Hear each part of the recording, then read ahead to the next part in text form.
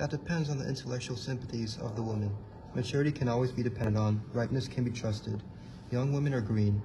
I spoke horticulturally. My metaphor was drawn from fruits. But where is Cicely? Perhaps she followed us to the schools. Mr. Worthing, Mr. Worthing? this is indeed a surprise. We did not look for you till Monday afternoon. I have returned sooner than I expected, Dr. Chasuble. I hope you are well. Dear Mr. Worthing, I trust this garb of woe does not betoken some terrible calamity. My brother. More shameful deaths and extravagance. Still leading his life of pleasure? Dead. Your brother Ernest, dead? Quite dead. What a lesson for him. I trust he will profit by it. Mr. Worthing, I offer you my sincere condolence. You have at least the consolation of knowing that you were the most generous and forgiving of brothers. Poor Ernest. He had many faults. But it is a sad blow. Very sad indeed. Were you with him at the end? No, he died abroad, in Paris in fact. I had a telegram last night from the manager of the Grand Hotel. Was the cause of the death mentioned? A severe chill, it seems. Uncle Jack, oh, I am pleased to see you back. But what horrid clothes you have got on. Do go and change them. Cicely. My child, my child. What is the matter, Uncle Jack? Do look happy. You look as if you had toothache, and I have got a surprise for you. Who do you think is in the dining room? Your brother. Who? Your brother Ernest. He arrived about half an hour ago. What nonsense. I haven't got a brother. Oh, don't say that. However badly he may have behaved to you in the past, he is still your brother. You couldn't be so heartless as to disown him. I'll tell him to come out, and you will shake hands with him, won't you, Uncle Jack? These are very joyful tidings. I have to put Mr. Ernest's things in the room next to yours, sir. I suppose that is all right. What? Mr. Ernest's luggage, sir. I have unpacked it and put it in the room next to your... His luggage? Yes, sir. Three portmanteaus, a dressing case, 2 hat boxes, and a large luncheon basket. I am afraid I can't stay more than a week this time.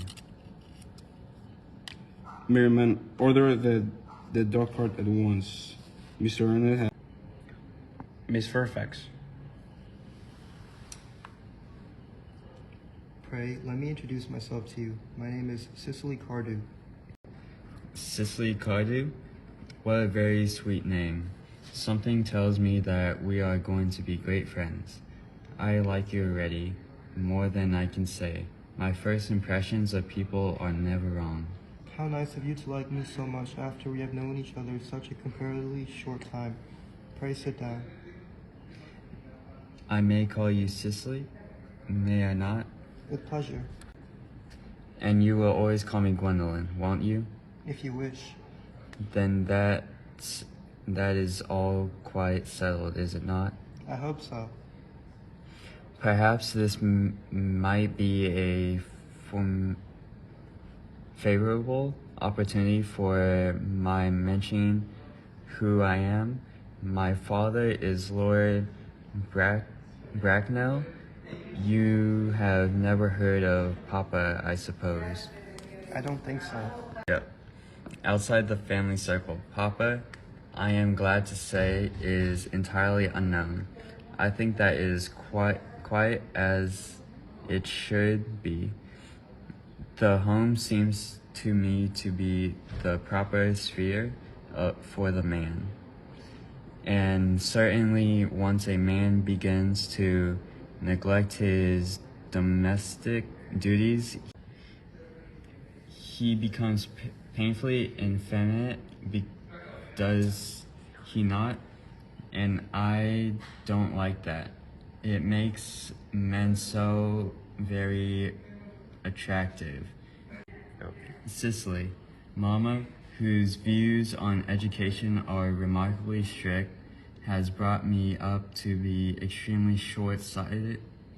It is part of her system, so do you mind my looking at you through my glasses? As a man sows, so shall he reap.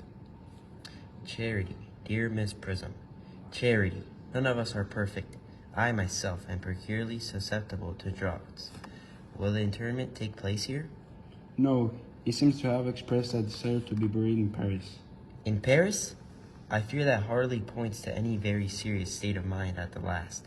You would no doubt wish me to make some slight allusion to this tragic domestic fiction next Sunday. My sermon on the meaning of the mana in the wilderness can be adapted to almost any occasion, joyful or, as in the present case, distressing. I have preached it at harvest celebrations, christenings, confirmations, on days of humiliation, and festal days. The last time I delivered it was in the cathedral, as a charity sermon on behalf of the Society for the Prevention of Discontent among the Upper Orders. The bishop, who was present, was much struck by some of the analogies I drew. Ah, that reminds me. You mentioned christenings, I think, Dr. Trustable. I think you suppose you know how to christen all right? I mean, of course, you're continually christening, aren't you? It is, I regret to say, one of the rector's most constant duties in this parish. I've often spoken to the poorer classes on the subject, but they don't seem to know what thrift is. But is there any particular infant in whom you are interested, Mr. Worthing? Your brother was, I believe, unmarried, was he not? Oh, yes. People who live entirely for pleasure usually are. But it's not for any child, dear doctor. I am very fond of children.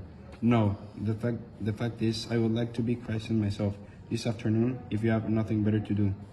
But surely, Mr. Worthing, you have been christened already. I don't remember anything about it. But have you any grave doubts on the subject? I certainly intend to have. Of course, I don't know if the thing would bother you in any way, or if you think I am a little too old now. Not at all. The sprinkling, and indeed the immersion of adults, is a perfectly canonical practice. Immersion. You need have no apprehension. Sprinkling is all that is necessary, or indeed I think advisable. Our weather is so changeable. At what hour would you wish the ceremony performed? Oh, I might trot round about 5, if that would suit you. Perfectly. In fact, I have 2 similar ceremonies to perform at that time. A case of twins that occurred recently in one of the outlying cottages on your own estate. Poor Jenkins the carter, a most hard-working man. Oh, I don't see much fun in being christened along with other babies. It would be childish. Would have past 5 do? Admirably. And now, dear Mr. Worthing, I will not intrude any longer into a house of sorrow.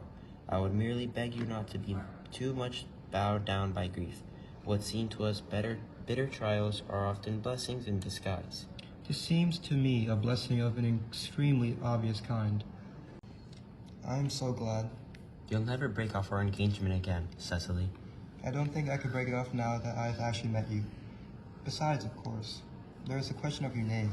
Yes, of course. You must not laugh at me, darling, but it had always been a girlish dream of mine to love someone whose name was Ernest. There's something in that name that seems to inspire absolute confidence. I pity any poor married woman whose husband is not named Ernest. But, my dear child, do you mean to say you could not love me if I had some other name? But what name? Oh, any name like you like. Algernon, for instance? But I don't like the name of Algernon. Well, my own dear, sweet, loving little darling, I really can't see why you should object to the name of Algernon. It is not at all a bad name. In fact, it is rather an aristocratic name.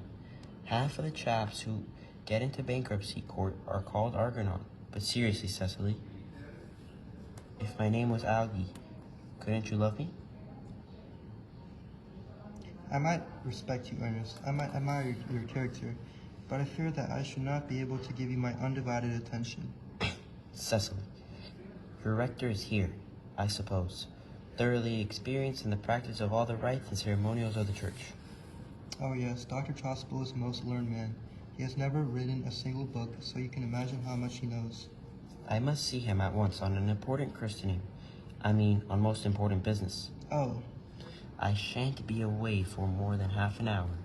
considering that we have been engaged since February the 14th, and that I only met you today for the first time, I think it is rather hard that you should leave me for so long a period as half an hour. Couldn't you make it 20 minutes? I'll be back in no time. What an impetuous boy he is. I like Sarah so much. I must enter his proposal in my diary. Miss Fairfax has just called to see Mr. Worthing on every important business. Miss Fairfax states.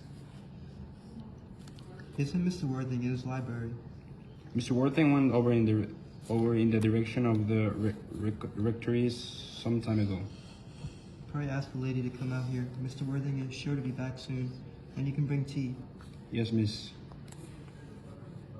Miss Fairfax, I suppose one of the many good elderly women who are associated with Uncle Jack in some of his philanthropic work in London. I don't quite like women who are interested in philanthropic work. I think it is so forward of them.